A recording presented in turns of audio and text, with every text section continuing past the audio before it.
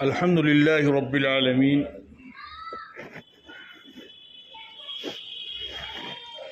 والصلاة والسلام على سید الانبیاء والمرسلین محمد وآلہ وصحبہ اجمعین ومن تبعہم بإحسان الى یوم الدین۔ اعوذ باللہ من الشیطان الرجیم، بسم اللہ الرحمن الرحیم۔ اما الذین آمنوا فزادتهم ایمانا،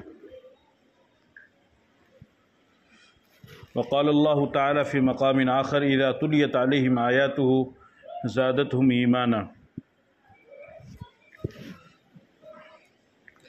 وقال النبی صلی اللہ علیہ وسلم جددوا ایمانکم، قالوا کیف نجدد یا رسول اللہ، قال بذکر لا الہ الا اللہ او کما قال علیہ الصلاۃ والسلام۔ میرے محترم بزرگوں اور دوستوں، معزز علماء کرام،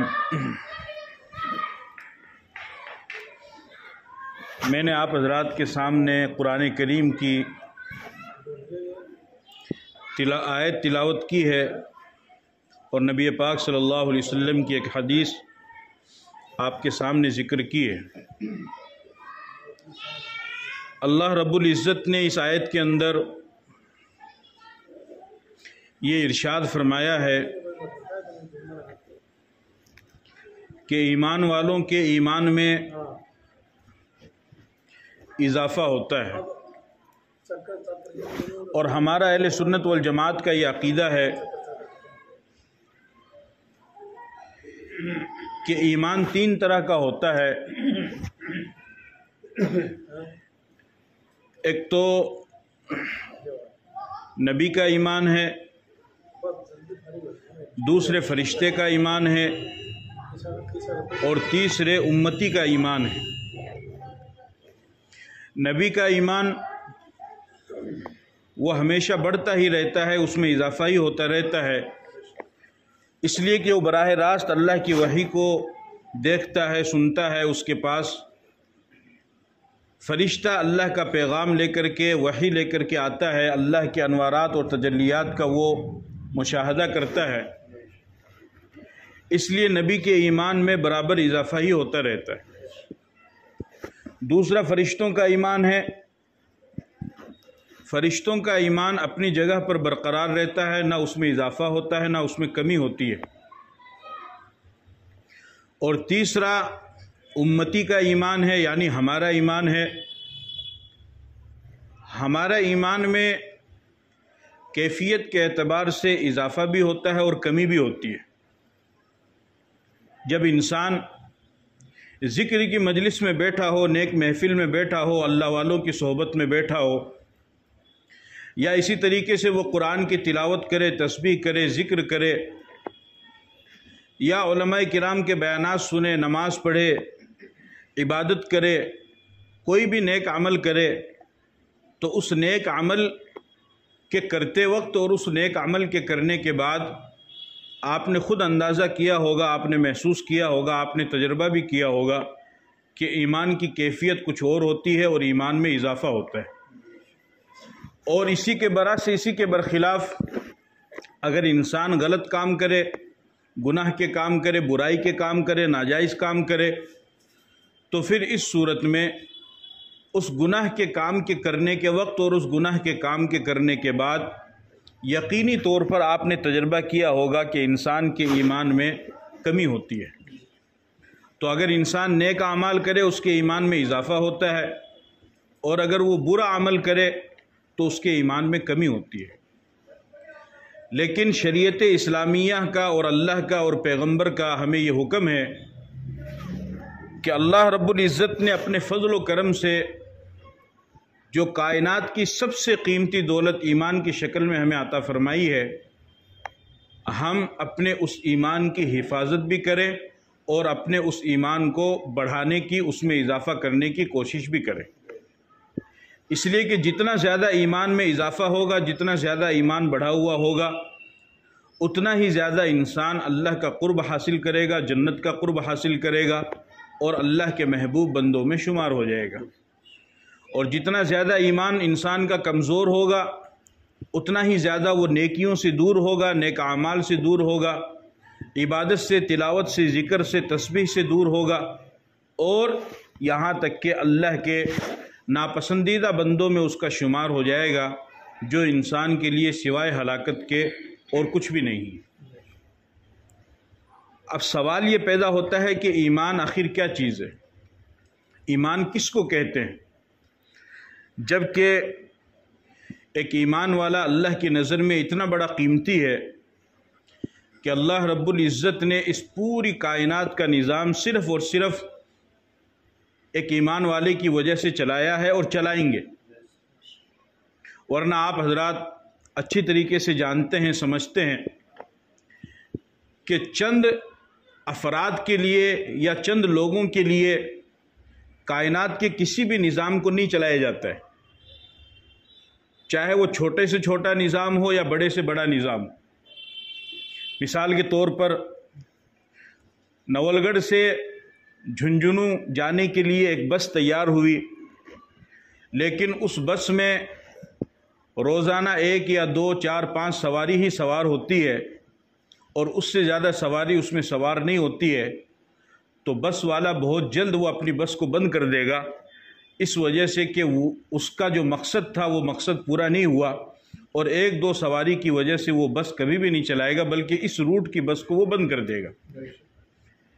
इसी तरीके से नवलगढ़ से दिल्ली के लिए ट्रेन चलती है, अगर उस ट्रेन में 10-15 आदमी या 20, 50, 100 आदमी सवार हों और नवलगढ़ से दिल्ली तक सिर्फ 50-100 आदमी ही सवार होकर के जाएं, तो बहुत जल्द सरकार उस ट्रेन को बंद कर देगी, इस वजह से कि सिर्फ 50-100 आदमी के लिए इतनी दूर तक ट्रेन को नहीं चलाया जा सकता है।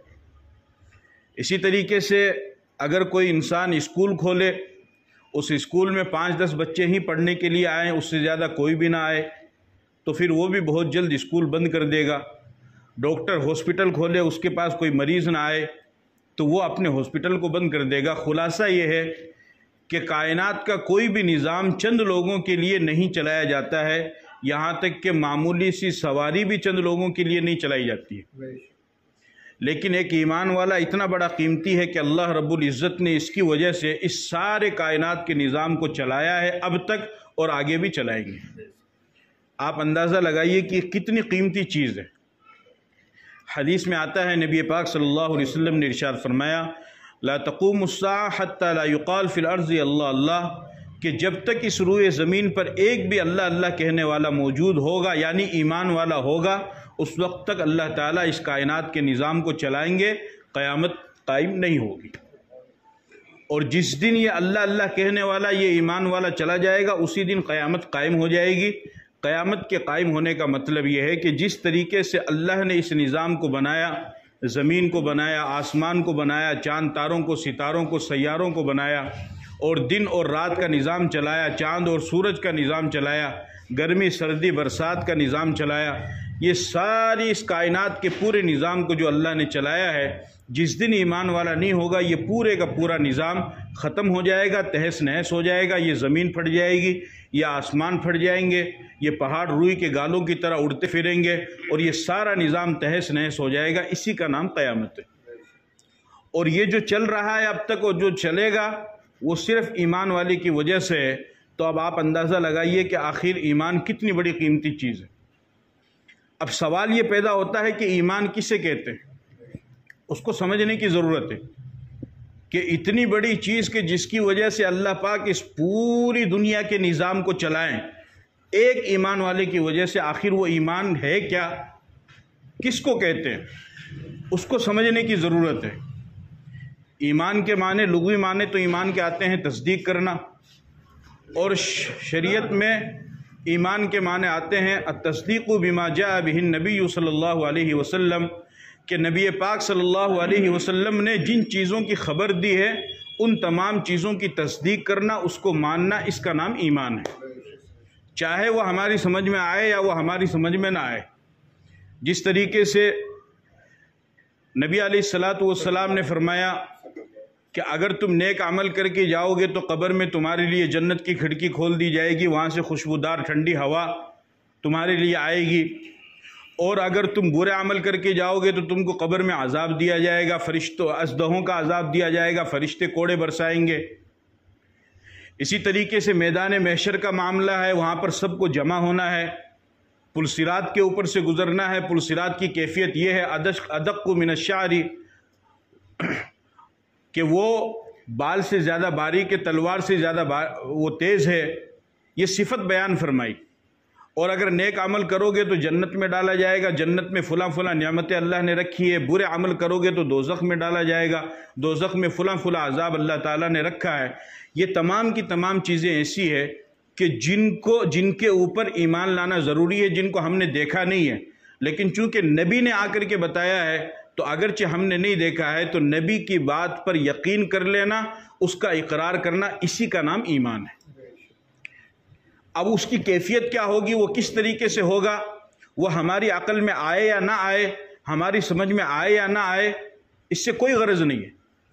نبی کے دنیا میں آنے کا مقصد ہی یہ ہے کہ نبی آ کر کے یہ بتلاتا ہے کہ تم اپنی عقل سے جتنا سمجھ رہے ہو اتنا بھی ٹھیک ہے، لیکن اس سے آگے بھی ہے۔ اس سے انسان اپنی عقل سے صرف وہیں تک سمجھ سکتا ہے کہ جہاں تک اس کی عقل کام کرے گی، اور لیکن ایک وقت اور ایک حالت اور ایک میدان ایسا بھی آتا ہے کہ وہاں پر انسان کی عقل کام نہیں کرتی، بلکہ اس سے آگے کی بھی دنیا ہے۔ اس دنیا کے بارے میں وحی کے ذریعے سے پیغمبر آ کر کے بتلاتے ہیں، اس پر ایمان لانا اور اس پر یقین کرنا، اس کا نام ایمان ہے، اس کی تصدیق کرنا۔ چونکہ آخرت کے عذاب کو عقل نہیں سمجھ سکتی ہے، قبر کے عذاب کو، قبر کی نعمتوں کو عقل نہیں سمجھ سکتی ہے، دوزخ کے عذاب کو عقل نہیں سمجھ سکتی ہے، میدان محشر کی کیفیت کو عقل نہیں سمجھ سکتی ہے، پل صراط کی کیفیت کو، وہاں سے گزرنے کی کیفیت کو عقل نہیں سمجھ سکتی ہے، جنت کی نعمتوں کو عقل نہیں سمجھ سکتی ہے، دوزخ کے عذاب کو عقل نہیں سمجھ سکتی ہے۔ تو ان چیزوں کو عقل نہیں سمجھ سکتی ہے، ان کے آگے کی جو چیز ہے وہ وحی کے ذریعے سے پیغمبر بتلاتے ہیں، اسی پر ایمان لانا ہے، اسی پر یقین کرنا ہے۔ اور اس یقین کا اعتبار اس وقت ہوگا کہ جب انسان دیکھے بغیر اس کے اوپر ایمان لائے۔ اگر کوئی انسان دیکھنے کے بعد ان چیزوں پر ایمان لاتا ہے تو اس کے ایمان کا ہرگز کوئی اعتبار نہیں، اس لیے کہ دیکھنے کے بعد تو انکار کی گنجائش ہی نہیں رہتی ہے۔ انکار کی گنجائش تو اس وقت رہتی ہے کہ جب انسان نے دیکھا نہ ہو، دیکھنے کے بعد تو انسان کو انکار کی گنجائش ہی نہیں ہے۔ جیسے مثال کے طور پر یہاں پر ابھی ذکر کی مجلس لگی ہوئی ہے، 10-15 حضرات 20 حضرات یہاں پر بیٹھے ہوئے ہیں۔ اب یہاں باہر 2 آدمی کھڑے ہو کر کے بات کرے، ایک دوسرے سے کہے کہ بھائی اندر جو ہے ذکر کی مجلس لگی ہوئی ہے، 20 آدمی بیٹھے ہوئے ہیں، تو وہ کہتا ہے کہ صاحب میں آپ کی بات کو نہیں مانتا۔ وہ کہے گا بھائی میں آپ کو یقین کے ساتھ کہہ رہا ہوں کہ وہاں پر ذکر کی مجلس لگی ہوئی ہے، ہر مہینے لگتی ہے، آپ میری بات کا یقین کرو۔ وہ کہتا ہے کہ میں نہیں مانتا۔ پھر وہ اس کی گردن پکڑتا ہے، اس کی گدی پکڑتا ہے، اس کی گدی پکڑ کر کے اس کو یہاں پر لے کر کے آتا ہے، اور پھر کہتا ہے کہ دیکھ اپنی آنکھ سے یہاں پر ذکر کی مجلس لگی ہوئی اور یہاں پر 15-20 آدمی بیٹھے ہیں۔ تو وہ کہتا ہے کہ صاحب ہاں اب میں مانتا ہوں۔ تو اب یہ جو مانا ہے، یہ اس نے اس کی بات پر یقین کر کے مانا ہے یا پھر دیکھ کر کے یقین کر کے مانا ہے؟ دیکھ کر کے یقین کر کے مانا ہے۔ اس نے جو بتایا ہے تو یہ بتانے والا تو کوئی بھی عام انسان ہو سکتا ہے، جھوٹا بھی ہو سکتا ہے، لیکن قبر کے احوال، آخرت کے احوال اور اللہ کی ذات کے بارے میں جتنی بھی چیزیں بتائی گئی ہیں، ان تمام چیزوں کے بتانے والے کا نام کیا ہے؟ نبی ہے۔ اور اس نبی کے بارے میں جس خدا نے اس نبی کو منتخب کر کے بھیجا ہے، اس کا یہ کہنا ہے کہ یہ صادق اور امین ہے اور اس کی سچائی میں کوئی شک نہیں ہے۔ یہاں تک کہ خدا تو کیا، خدا کا تو کہنا ہے ہی ہے، یہاں تک کہ وہ نبی جن لوگوں کے ساتھ میں 40 سال تک رہتا ہے، وہ لوگ خود اس کو صادق اور امین کہہ کر کے پکارتے ہیں کہ اس شخص نے 40 سال میں کبھی جھوٹ ہی نہیں بولا ہے، یہ سچا ہے۔ تو جب اس بات کا یہ بات طے ہو گئی کہ جس نبی نے آ کر کے خبر دی ہے، جو آخرت کے بارے میں بتا رہا ہے، وہ سچا ہے، تو پھر دنیا میں رہنے والے ہر انسان کا یہ فرض ہے کہ وہ اس خدا کے بھیجے ہوئے پیغمبر کی بات کو مانے اور اس کی تصدیق کرے۔ اسی کا نام ایمان ہے۔ اگر اس کی بات کو مان کر کے اس کی تصدیق کر لیتا ہے تو یہ مومن ہے، مسلم ہے۔ اگر اس کی بات کو نہیں مانتا ہے اور اپنی عقل کو لڑاتا ہے، پھر موت کا پنجہ، ملک الموت اس کے اوپر پنجہ گاڑتا ہے اور اس پر موت وار کرتی ہے، اور آخرت کے احوال اس کے سامنے آتے ہیں اور موت کا منظر اس کے سامنے آتا ہے، اس کے بعد میں آخرت کے احوال کو دیکھ کر کے اگر کوئی انسان کلمہ پڑھتا ہے، ایمان لاتا ہے، تو اب اس کے ایمان کا کوئی اعتبار نہیں۔ فَلَمْ يَكُ يَنْفَعُهُمْ إِيمَانُهُمْ لَمَّا رَأَوْا بَأْسَنَا۔ قرآن میں اللہ فرماتے ہیں کہ جب تم یعنی ہمارے عذاب کو دیکھنے کے بعد اگر کوئی ایمان لاتا ہے تو اس کے ایمان کا کوئی اعتبار نہیں ہے، اس وجہ سے کہ اب یہ جو ایمان لا رہا ہے تو یہ نبی کی بات کو مان کر کے نہیں، بلکہ موت کے منظر اور آخرت کے عذاب کو دیکھ کر کے ایمان لا رہا ہے، اور آخرت کے عذاب کو دیکھ کر ایمان جو لائے گا اس کے ایمان کا کوئی اعتبار۔ کس کے ایمان کا اعتبار ہوگا؟ کہ جو آخرت کے عذاب کو دیکھے یا نہ دیکھے لیکن نبی کی بات کو مان کر کے اس کے اوپر ایمان لائے، اس کی تصدیق کرے، اس کا اقرار کرے، اس کے ایمان کا اعتبار ہوگا۔ یہ تو بہت معمولی چیز ہے۔ قرآن کریم میں تو اللہ تعالیٰ نے یہاں تک ارشاد فرمایا ان الذین کفروا وماتوا وهم کفار فلن يقبل من احدهم ملء الارض ذهبا ولو افتدى به، کہ کل قیامت کے دن اگر کوئی غیر ایمان والا وہ اللہ سے یوں کہے کہ اللہ زمین سے لے کر کے آسمان تک پورا کا پورا میں سونے اور چاندی سے بھر دوں، پہلی بات تو یہ ممکن نہیں ہے، لیکن پھر بھی فرض کر لو محال مثال کے طور پر اگر ایسا وہ کہے، اس کے باوجود بھی اللہ تعالیٰ اس کی بات کو قبول نہیں فرمائیں گے اور اس کو ایمان کی دولت نہیں دیں گے، اور اس کے باوجود بھی وہ جنت میں داخل نہیں ہو پائے گا۔ اب یہ جو اتنا سارا سونا چاندی دے رہا ہے اور اللہ سے صرف ہلکا سا ایمان مانگ رہا ہے، کلمہ مانگ رہا ہے، اس کے باوجود بھی اتنا بڑا خزانہ ہونے کے باوجود، ساتوں زمین و آسمان بھر کر کے اتنا بڑا خزانہ ہونے کے باوجود بھی اللہ تعالیٰ اس کو ایمان نہیں دے رہے۔ کیوں؟ اس وجہ سے کہ اب یہ جو ایمان لا رہا ہے تو یہ آخرت کے احوال کو دیکھ کر کے ایمان لا رہا ہے، تو اب اس کے ایمان کا کوئی اعتبار نہیں۔ اب ساتوں زمین آسمان کیا 14 زمین و آسمان بھر دے تب بھی کچھ فرق نہیں پڑے گا، اس لیے کہ اعتبار ایمان کا اس وقت ہوگا کہ جب نبی کی بات کو یقین کرتا، اور نبی کی بات پر اس کو دنیا میں یقین کرنا تھا، مرنے کے بعد یقین نہیں کرنا تھا۔ دیکھنے کے بعد کا کوئی اعتبار نہیں ہے۔ دیکھنے کے بعد تو جیسا کہ میں نے عرض کیا کہ انکار کی گنجائش ہی نہیں رہتی ہے۔ اصل تو یقین اور ایمان اس وقت کہلاتا ہے کہ جب غائبانہ تصدیق کی جائے، دیکھنے کے بعد کہ کوئی انکار کی گنجائش ہی نہیں رہے گی۔ چنانچہ ایک بہت بڑا بادشاہ گزرا ہے، ہارون رشید، بہت بڑا بادشاہ، بہت بڑی سلطنت اللہ نے اس کو عطا فرمائی۔ اتنی بڑی سلطنت اللہ نے اس کو دی کہ ایک مرتبہ اس کی حکومت میں بادل ہوئے لیکن برسات نہیں ہوئی، تو ہارون رشید نے اس بادل کو مخاطب ہو کر کے کہا کہ اے بادل تو کہیں پر بھی جا کر کے برس جا، تیری زمین کا ٹیکس تو میرے پاس ہی آ کر کے جمع ہوگا۔ یعنی اتنی لمبی چوڑی اس کی حکومت تھی کہ تو کہیں بھی برسا دے، برسانے کے بعد میں جب زمین میں فصل اگے گی تو فصل کی جو زکوٰۃ نکالی جاتی ہے، جو عشر نکالا جاتا ہے، جو ٹیکس ادا کیا جاتا ہے، اس نے کہا کہ میرے پاس ہی آئے گا، تو چاہے یہاں برس چاہے کسی بھی کونے میں جا کے برس۔ بہت لمبی چوڑی حکومت اللہ نے اس کو دی۔ اس کی بیوی زبیدہ، وہ بھی بہت اللہ والی نیک اور بزرگ خاتون تھی، بہت بزرگ خاتون، یہاں تک کہ علماء نے کتابوں میں لکھا ہے کہ ہزاروں کی تعداد میں ملکہ زبیدہ کے گھر میں عورتیں ہمیشہ قرآن کریم کی تلاوت میں مشغول رہتی تھی، ہزاروں کی تعداد میں، ہر وقت قرآن کی تلاوت چلتی رہتی تھی، ہر وقت۔ ملکہ زبیدہ نے نہر زبیدہ بنائی۔ حاجیوں کو پریشانی ہوتی تھی، حج کرنے کے لیے جاتے تھے، پانی کا انتظام نہیں تھا، تو کسی نے شکایت کی تو اس نے نہر زبیدہ بنائی، اور لاکھوں کی تعداد میں اس کا خرچہ آیا اس زمانے میں، لاکھوں کی تعداد میں۔